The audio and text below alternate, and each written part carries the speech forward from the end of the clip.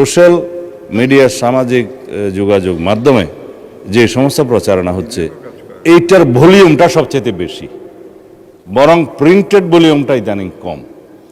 তো যে ভলিউমটা সবচেয়ে বেশি সেই ভলিউমটাকে অ্যাড্রেস করার জন্য আমরা আইটি মন্ত্রণালয় থেকে সাইবার আইনে কিছু পরিবর্তন আনতে চাচ্ছি, যেটা ধর্ম মন্ত্রণালয়ের একটা ব্যাপক বিস্তৃতি আছে সারা বাংলাদেশে মসজিদ ভিত্তিক কার্যক্রম, মক্তব ভিত্তিক কার্যক্রমের মধ্যে মডেল মসজিদ এবং ইসলামিক সাংস্কৃতিক কেন্দ্র যে নির্মাণ করা হয়েছে, এখানেও ইসলামিক সাংস্কৃতিক কেন্দ্রের কিছু কর্মপরিধি আছে।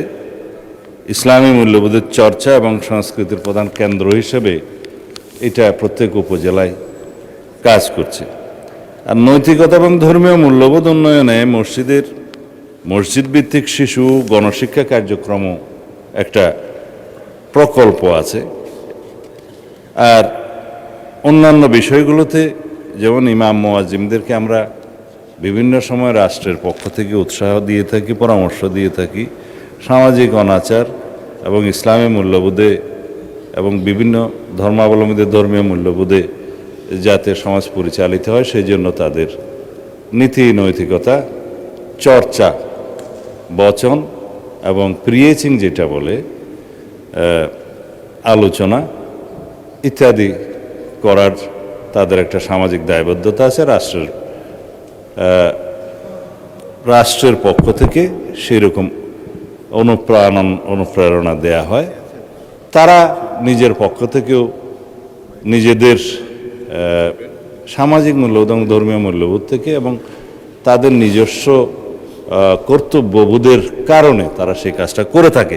মাননীয় সদস্য যেটা বললেন যে অশ্লীল কন্টেন্ট, অশ্লীল প্রকাশনা এবং অশ্লীল বিভিন্ন রকমের নাটক ইত্যাদির মধ্য দিয়ে সমাজে যে অবক্ষয় হচ্ছে তার জন্য কি করা যায়, এই জন্য মাননীয় স্পিকার বিশেষত আমাদের সমাজে বর্তমানে যে সোশ্যাল মিডিয়ার সামাজিক যোগাযোগ মাধ্যমে যে সমস্ত প্রচারণা হচ্ছে এইটার ভলিউমটা সবচেয়ে বেশি, বরং প্রিন্টেড ভলিউমটা ইদানিং কম।